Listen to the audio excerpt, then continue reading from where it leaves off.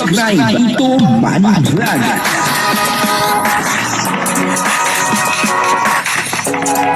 Payagan po si Tito Manny Vlog na mag-reactor para pambiling gamot sa kanya pong karamdaman. Po sa bidyong ito ay talagang medyo nakakagulat, yung mga pahayag po ni Kalingap Edu. At maaaring kayo ay magulat din po kayo dito sa mga sinabi ni Kalingap Edu. At si Kalingap Edu ay lagi pong handang magpatawad. At kung nawala na nga daw po yung galit, ay mas gugustuhin pa po niya na makipag-ayos. At ang nangingibabaw daw po sa kanya ay yung mga magandang mga alaala, kumbaga yung mga gandang nangyari, yung mga positive lang. At yung mga negative ay iniiwan na niya. Kumbaga yung nasa puso niya ay yung talagang pagmamahal. At dito yung naisip ko na pwede pa palang maging maayos. Etong si Kalingap Edu at yung dati niyang ka-love team. Yan naman po ay parang nasa isip ko lang. Kasi ayon po dun sa pahayag ni Kalingap Edu ay parang pwedeng-pwede pa. Kayo po ay mag-observe din or kaya ay mag-comment po kayo kung ano po yung mga inyong opinion tungkol po dito sa mga pinahayag ni Kalingap Edu. At siyempre, bibigyan po natin yan ng konting reaction. Pero bago po yan, ako muna po bumabati sa inyong lahat ng magandang umaga, magandang tanghali at magandang gabi sa inyong lahat mga kapatid. Saan man kayo ng panig ng mundo naroon ngayon ay mag-iingat kayo palagi at pagpalain kayo ng ating Panginoon. Maraming salamat din po sa patuloy na tumatangkilik sa aking YouTube channel at nanonood sa aking video reaction. Patuloy lang po natin suportahan sila Kuya Bal Santos Matubang, Kalingap Rob at Edna Vlog, Jack Napia at yung mga kasamahan ko pong reactor sa Kalingap. Ganun din po yung mga charity vlogger na Kalingap partner. Ito po yung video na kung saan dito nga po ay may mga sinabi si Kalingap Edu na para bang pumasok sa isip ko na pwede pa po palang maayos etong dati niyang ka-love team at si Kalingap Edu. Bagamat marami na po nangyari na hindi maganda, ayon sa pananalita ni Kalingap Edu ay mas nangingibabaw daw po sa kanya yung mga magandang nangyari at yung mga hindi maganda ay hindi niya po iniintindi talaga. Panoorin po natin yung video at bahala na po kayo mag-observe kung ano po yung damdamin dito talaga ni Kalingap Edu. At ang kabuuan po ng video ito ay mapanood po natin sa YouTube channel ni Olives TV. Portahan po natin Olives TV. Yan po ay isang magaling na pulis at isang magaling na charity vlogger. Ito po yung video, panoorin po natin. At yun, ganun pa man, Sir Olive, saan ka na? hindi tayo magbabago sa pagiging mapagmahal. Kahit pa man tayo ay Magkaibigan kasi sila. dito sa lahat ng mga nangyari. Pero sa lahat naman nangyari bro, Hmm? hanggang ngayon nasa puso mo pa rin siya. Buhay yan siyempre, kahit pa paano. Ang isang tao, hindi natin makakalimutan yan. Kailangan mo timbangin yung siyempre, kung gaano kagibat yung pinagdaanan ninyo ng mga ng tao, at kung yung mga nangyaring sakit, dapat, yan, Balance. kung anong pinaka mas mahalaga ba, yung yung galit mo, yung at kung naman, medyo nakupas na ang sakit, mas pilit mong makipag-ayos. Yun talaga. Kaya mo, pag ikaw may sama ng loob ka sa tao, lalo na't mahal mo, hindi mo dapat patatagalin. Ako yung tao na hindi nagkatayo ng sama ng loob ng matagal. So,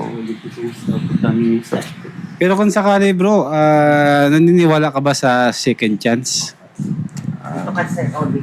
di ko alam. Sa second chance ba? Halimbawa, may pagkakataon ulit or may chance na maging maayos kayo ulit. Ano ka ba? Hoping ka ba na mangyari yun kung sakasakali? Ako, Open ka kumbaga. open ako sa pakikipag-ayos.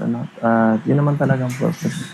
Hindi, bukod sa pakikipag-ayos. Halimbawa, pakikipag-ayos pero parang maging- reconciliation. Parang, pagpapatawad sa isa't isa. Yun nga. Pero yung pagpapatawad nyo sa isa't isa is, yun yung simula ulit para maging kayo ulit. Open ka sa ganun sa tingin mo. Depende kasi, depende yun sa mga mangyayari. Pero sa tingin ko ngayon pa lang, sa ngayon lang, ang kaya ko lang pang ibigay is yung pagiging ano, kasi hindi nawala yung ano ko, yung pagiging ano, tawag dito.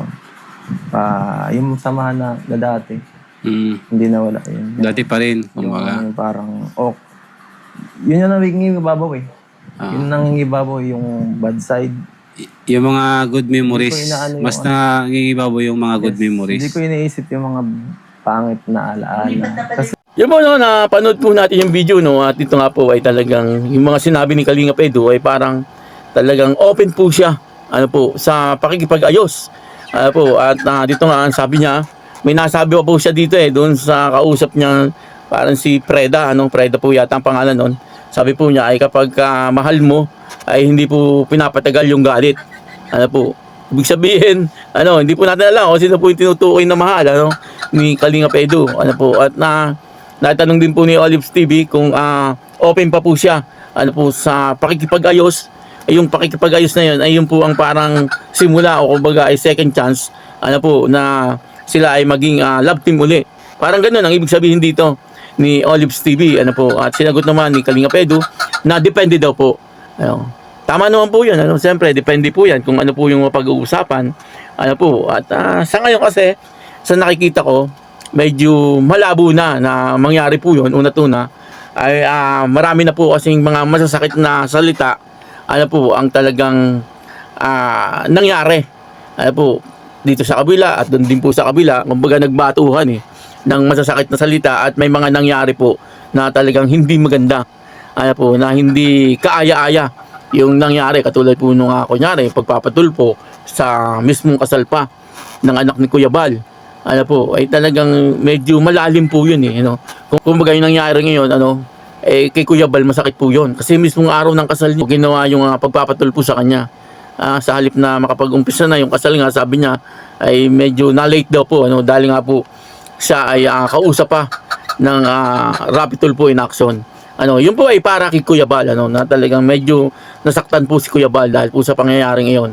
Si Kuya Bal kasi uncle po yan ni Kalingap Edu kasi uncle niya nasaktan si Kuya Bal, siyempre nasaktan din po itong si Kalingap Edu pero sabi nga po ni Kalingap Edu ay parang humupa na yung galit at sa pakikipag-ayos ay wala naman daw po yung problema. Ang hindi lang po talaga sinagot ni Kalingap Edu ay kung sakaling silang dalawa ay magkakaroon po uli ng love team ay kung papayag po siya. Sabi po niya ay depende. Tama naman po yun, yung sagot na yun, depende siguro sa pag-uusapan. Pero malinaw po na wala pong galit itong si Kalingap Edu at ang nangingibabaw po sa kanya yung pagmamahal niya dito sa dati niyang kalab team.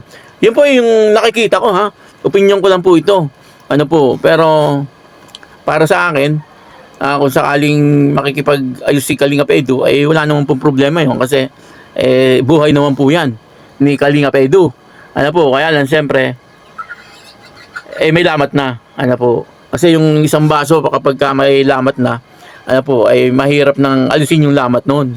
Talagang darating po ang oras na kapag sila ay nagkausap tapos ay nagkaroon ng konting tampuhan, maaaring mabanggit po yun yung mga nangyaring iyon. Kaya mahirap na na kunyari magkabalikan po sila. Talagang medyo mahirap na kasi siyempre hindi po sa lahat ng oras ay maiisang tabi yung mga pangyayari na hindi maganda.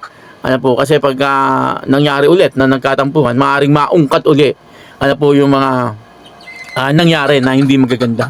Kaya mas maganda ay makipag-ayos lang or magkaroon ng kapatawaran pero hindi na po magkaroon ng yung silang dalawa. Ito yung opinion ko. Pero siyempre depende rin po yan kay Kalingap Edu kung ano po ang kanyang nararamdaman talaga. Kung talagang gusto po niya wala naman po problema yun kasi siya naman po makikisama, siya naman po ang magdadala at alam naman po niya kung ano po yung karapat dapat sa kanya at siyempre bago naman po mag-decision si Kalingap Edu pag-iisipan niya po yung mabuti. At yun yun po ay mga opinion ko lang yung aking pong mga sinabi bahala po kayo kung ano po ang inyong mga opinion. Maraming salamat po sa inyo lahat. At ako po si Tito Manny Vlog na nagsasabing God bless you all. Diyos mabalos.